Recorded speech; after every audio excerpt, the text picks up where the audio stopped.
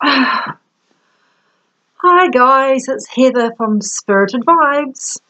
If you're following my Facebook page, you will have noticed that I've changed the name from MessengerBirdnz to Spirited Vibes, because that's what it's all about. It's all about energy and vibes and spirit and joyful vibes. So I like the name. It makes me feel happy, so Spirited Vibes it is. My son's poodle behind me, Matisse. I've just been out in the garden. I know it's snowing in the hills behind me and we've got sleet outside. That's why I'm dressed up like an Eskimo here. But I was out there and I was thinking, food is really, nourishing food is so important. And when you're raising your consciousness, as we all are now, feeding it highly processed food, like things that's been dead for a very long time, comes in plastic packets and it's been processed, probably been sitting in a warehouse for 2 or 3 years.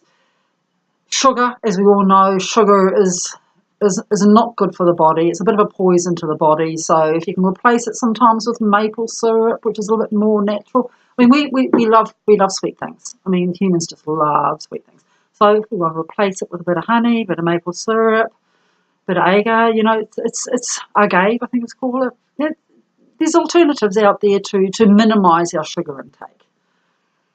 So what I'm trying to say is, when your body, let's liken it to a car.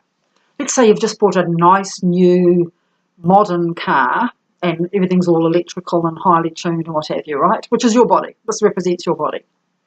So you trot along to the petrol station and you mistakenly put diesel into this lovely petrol car. Well, it's not going to go very well.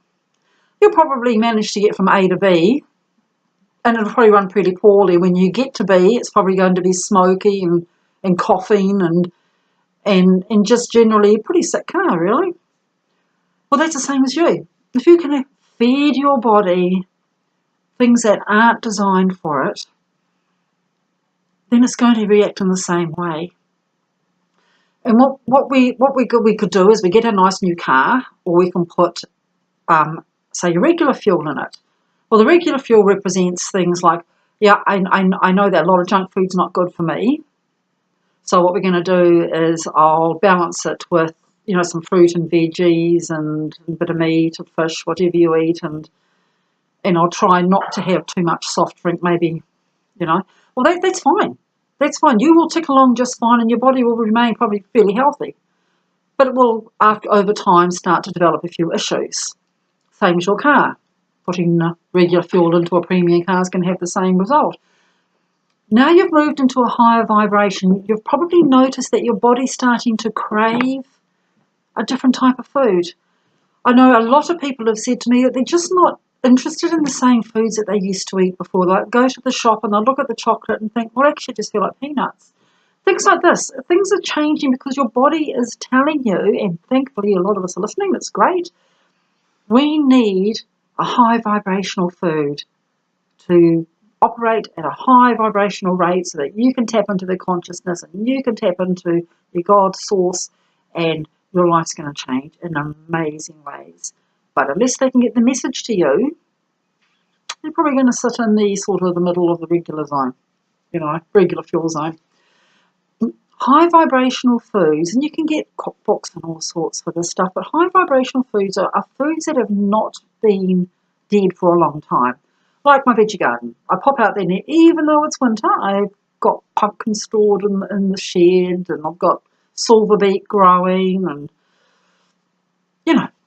I can go out there and harvest different things, bring them in, make a lovely comforting soup, add a bit of, some beans or something, tin beans or something. So it's a combination of stuff, and it nourishes me. And the food hasn't been dead very long.